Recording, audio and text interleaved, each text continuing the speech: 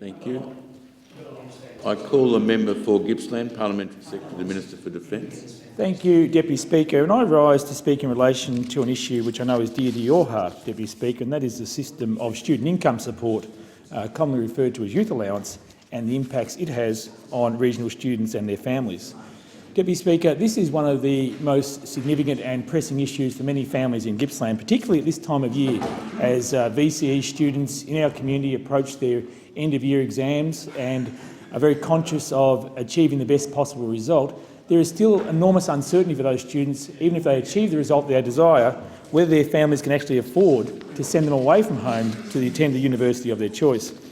Deputy Speaker, you, like many other regional members, and I note the member for Capricornia, others including the member for Mallee, the member for Wannon, the member for Forrest, the member for Grey, Senator Bridget McKenzie and many more. In fact, all of my regional colleagues in the coalition are interested in this issue. We understand that the current system, a system we inherited from the previous government, is still too confusing and unnecessarily bureaucratic in its structure. Deputy Speaker, this is an issue of significant social and economic consequence. From a social perspective, we have young people in regional communities not able to achieve their full potential because they simply can't afford the cost of relocating to attend university. These are the same students who we expect will learn new skills and then return to those regions and fill the skills gap that we face in many of our communities.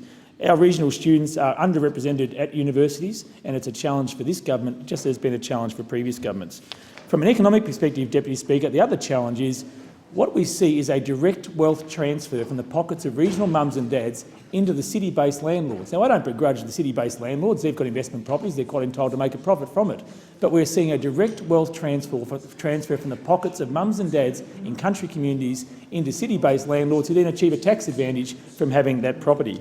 I believe we can do better, Deputy Speaker, and I'm very heartened by the fact that the work has been underway by the coalition ministers responsible, have been working with regional MPs to develop a fairer system into the future.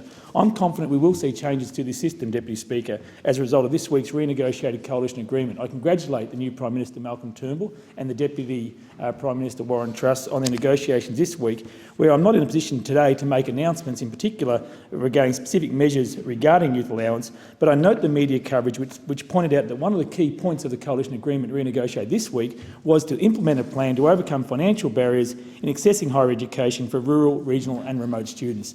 Deputy Speaker, this is not an issue for National Party members, it's an issue for Liberal Party members, in fact all regional members of Parliament who understand there is a significant barrier right now from letting our kids, our regional students, achieve their full potential. I'm confident that this government, this coalition government, will work in a constructive way to achieve the best possible outcome for regional students to allow them to have the same opportunities as their city cousins. Will the Parliamentary Secretary now move that the House do adjourn, that the Federation Chamber do adjourn? I move that the Federation Chamber